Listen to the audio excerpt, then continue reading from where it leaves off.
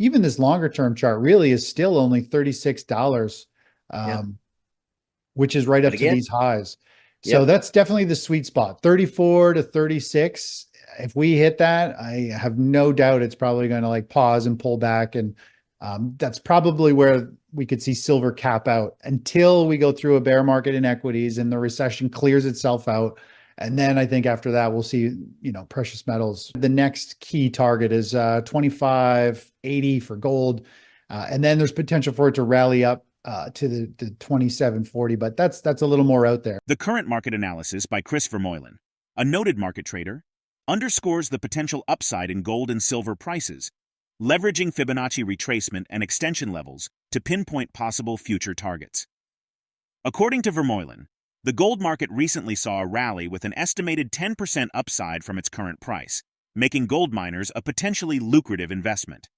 As of the latest trading session, spot gold was priced at $2,411.36 per ounce, reflecting a 1.45% increase on the session and a 2.18% rise over the week.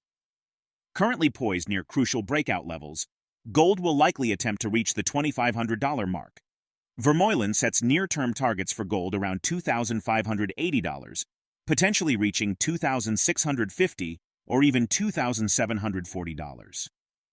Silver, exhibiting notable volatility but maintaining an upward trend, also presents significant investment opportunities. Vermeulen's analysis indicates immediate price targets for silver between $33 and $34, potentially rising to $36. Silver miners in particular show signs of breakout behavior, signaling possible robust gains. Complementing Vermeulen's perspective, Ola Hansen, Saxo Bank's head of commodity strategy, describes 2024 as the year of the metals. Hansen's Q2 outlook suggests ending the hibernation period for non-precious metals, implying a broader market uptrend. Hansen emphasizes the critical role of central bank policies in shaping the trajectories of gold and silver prices. The inverse relationship between real yields and precious metals and central bank status as significant physical bullion buyers underscores this dynamic. Silver's recent price action, reaching an intraday high of $29.73, is driven by its increased demand as a safe haven asset amid global uncertainties. This bullish trend in silver aligns with Vermeulen's assessment of significant upside potential. Join us as we delve into Chris Vermeulen's insights. To stay updated with our latest uploads, subscribe to our channel and activate notifications. Thank you. Yeah, we've had that run. We had the big move up. We had the big pullback. It hit the 618. It consolidated, and then it went up and hit the 100% measured move. And now it's exhausted. It's kind of shaking out and consolidating. To carry it forward to where we are right now, we can just do the same thing. Let's zoom in a little bit here. And we'll take the most conservative weekly chart pattern. So we could go right here. We could go down here, but this is the most, we can do actually both. Let's do both. And then we can go down here to where this kind of longer rally took place, which this bull flag is a little bigger, which coincides better with the longer flagpole, the bigger rally. So I do like the low to this high and then down to this low. And this gives us those a few zones here where gold should run into some resistance. I think we could see this run up. We might see a little bit of a pause at 24.70. This is obviously going to be, I think, the next fairly clear target, which is 25.80, 25.70 area. That is 100% measured move based on the short-term pattern. It's also the 618 level based on the larger pattern.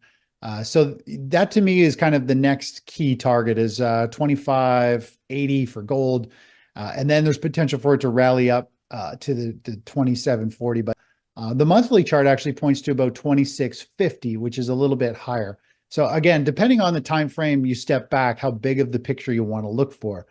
But overall, it looks like we've got potential percentage-wise in gold from where we are as you and I are speaking. 10%, yeah. Yeah, there's 7-8%, potentially 10% up to that 60-50, 26.50 area. So there's some pretty good upside, which means miners are probably ready to have a very nice move. I love this weekly chart on gold. This looks really explosive. I mean, 27.40 is not out of the question. That is what this pattern is pointing to. I'm just giving you the more conservative likely to hit. Take a look at silver. Silver is, I mean, it's really screaming to life. I find silver myself. I've always struggled a little bit more with silver just because it's so volatile. It's a little outside my comfort zone, but it's screaming to the upside like the silver miners. It's more or less breaking out other than this spike we had in overnight futures that one day where all the gold and silver both kind of went haywire for a little bit. But it is screaming to the upside. And silver, if we do a Fibonacci extension here, we can get This a one's going to rough be a fun idea. one.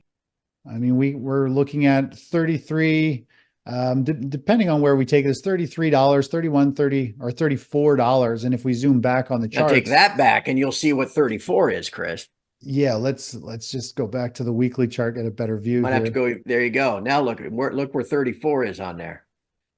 34 is here, 35. which is Yep. these major highs. We're also stuck, at these significant highs from 2020, 2021. So this is a huge base. You could say this is just a massive base. If it starts to break through here, the next stop will probably be 34 or 36, somewhere in that range. And then, if we have a bear market in equities, we go into recession. I do think, silver can muscle its way up, but I do think it'll probably consolidate and build a launch pad during a bear market or a recession. And then, of course, I think we'll be off to the races for a much larger move. And we can actually get a view of kind of where these rough upside targets are.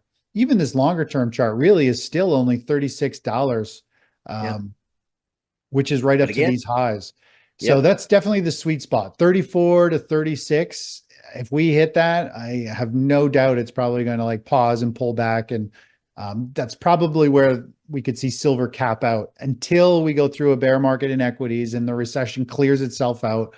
And then I think after that, we'll see, precious metals scream higher. They'll be the first to bottom. I'm super excited for all this to unfold, but it's painful waiting. These are massive multi-year cycles and, economics. Things have to evolve.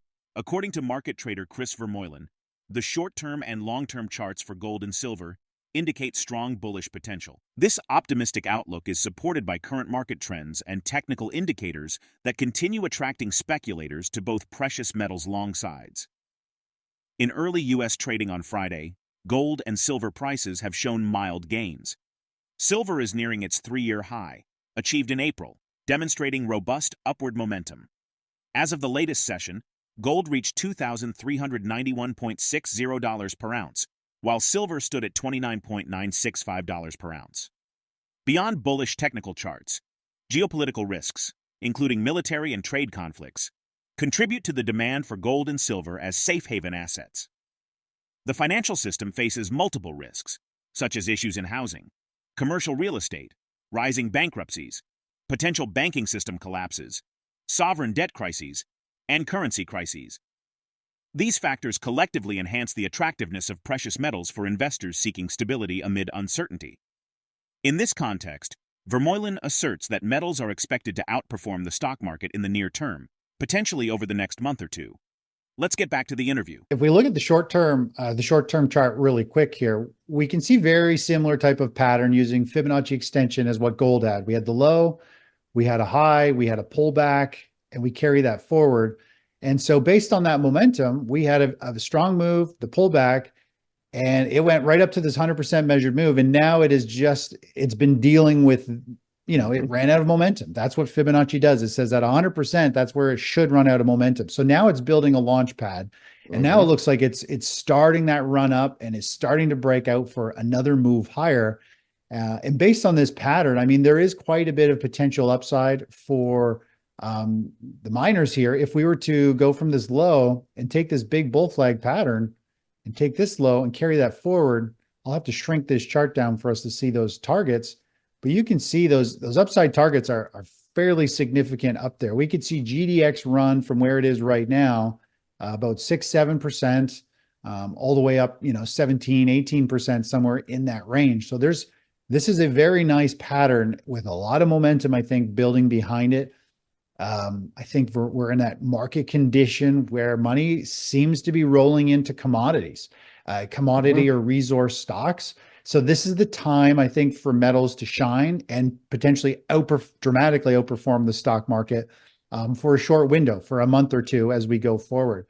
And as you mentioned earlier, Craig, if we take a look at the monthly chart, Yes. and The go mother way of back all in penance. time and take a look at this huge pattern. I Yes. mean, massive rounding bottom. It had, it broke out of this base, this resistance area. Now it's been fading back down into support, and now it's starting to come to life for potentially breaking out of this falling trend line.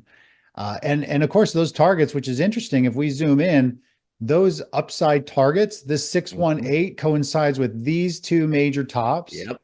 And the 100% measured move brings us right back up to the high of 2020, which my general theory is if a Fibonacci target coincides with previous highs, then there's very good chance it's going to have a pause or pullback. And of course, 100% measured move, when it hits that level and it's a previous significant high, you definitely want to be locking in some gains, because there's a good chance it's going to get sold down fairly significantly for, a consolidation, a large consolidation before starting the next major leg up to the upside. So the charts are looking really good. We're close to resistance and breaking out on miners. And there's some pretty good upside potentially. 2024 is predicted to be the year of the metals, with central bank policies playing a critical role in shaping the trajectories of gold and silver prices. The inverse relationship between real yields and precious metals and central banks' major purchases drives this dynamic. What are your thoughts on the future of gold and silver? Do you believe they will continue outperforming the stock market in the coming months? Share your perspective in the comment section. If the video resonates with you, join our community by subscribing to our channel and enabling notifications with the bell icon. Thank you for being a part of our community.